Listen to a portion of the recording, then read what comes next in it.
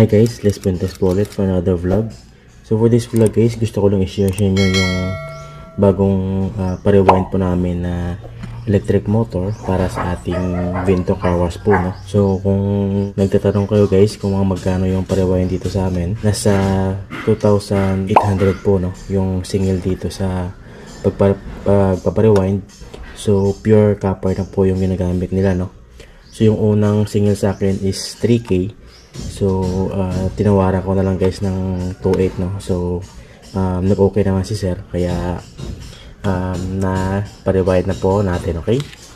So kung napanood nyo guys yung mga previous vlog po natin, so pinakita ko po doon ito na sira pa, no. Actually guys, dalawa po to. So ito po yung isa, hindi pa po natin na napapa-rewind. Ito lang muna yung napa-rewind po natin. So kaya ko po guys pinirewind to kasi meron ako ditong i-build na pressure washer, no? So ito guys, di ko pa to naayos kasi medyo busy pa tayo. So nasira po to guys, naputol yung kanyang connecting rod. Ito nakikita nyo, yan o, putol yung kanyang connecting rod po, no?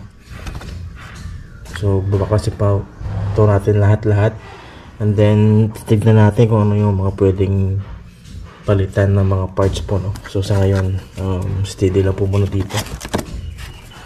Yan, so ito po yung gagamitin ko na frame niya.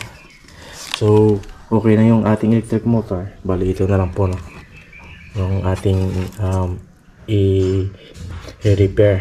So pagtapos nun, pag nabura po natin to, and then gagawa po tayo ng isang parang ganito rin na pagdutungtungan doon sa ating tangke, no, sa ating pwesto, para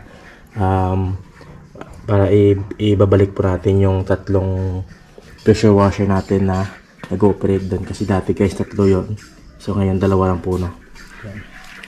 So kasi naalala ko guys, merong nag-comment sa isang vlog po natin, nagtatanong kung mga magkano daw yung pa-repair ng yung pagpa-rewind ng electric motor. So that time hindi ko pa po alam kasi hindi pa po ako nagpa-repair.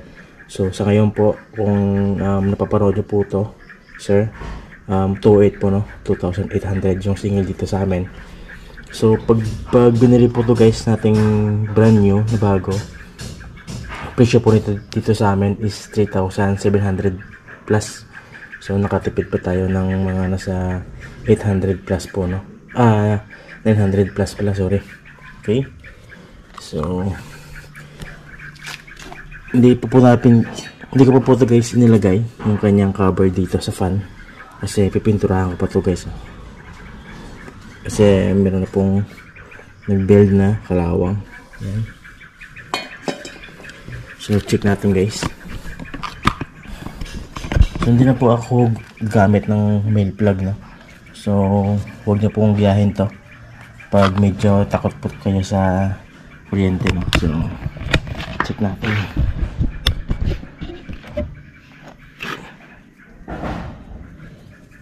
Ingat po tayo sa pag-test.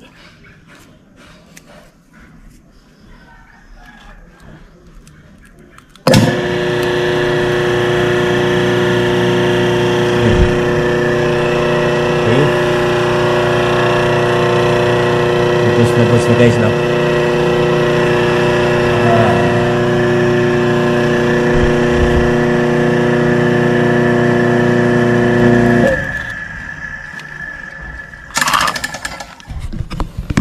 So yung kanyang puller dito guys, ay yung kanyang pulley pala, kinuha ko po to, no. Ipinalit ko doon sa isa natin na electric motor doon sa ating pwesto. So ito na lang po yung kukunin po natin habang hindi pa po natin to napapa-rewind. So kukunin ko po to, no? Then ilagay ko po dito. Okay. So sa ngayon guys, medyo busy pa tayo. So gagawa na lang po ako ulit ng another vlog po, no, sa pag-build ko nito para mapakita ko po sa inyo, no. Okay.